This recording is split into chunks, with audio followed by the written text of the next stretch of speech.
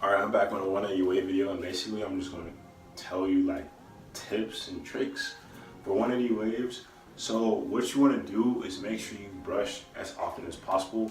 Make sure you brush for a very long time, like maybe like an hour. If you're a beginner, make sure you're brushing. Like you have to make sure you brush, man.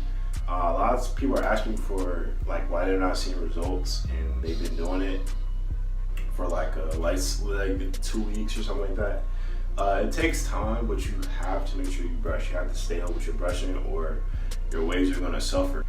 You keep where you're at. Make sure you stay up to date on it every day, every night. Make sure you have it on. If you can wear it more than like at nights and the mornings and stuff like that, do that. If you can wear it at school, do that. So just really stay up to date with it. Like don't slack.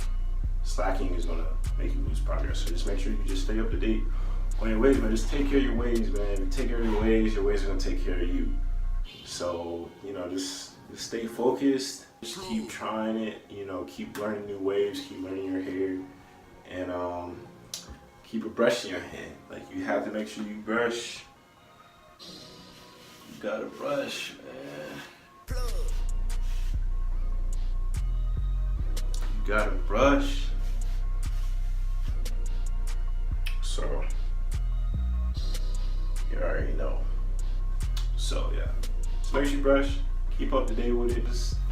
Just stay up to date, man. Just keep brushing. Keep going through the motions, the strokes. Make sure you mirror brush. Use a mirror if you can. Use a mirror.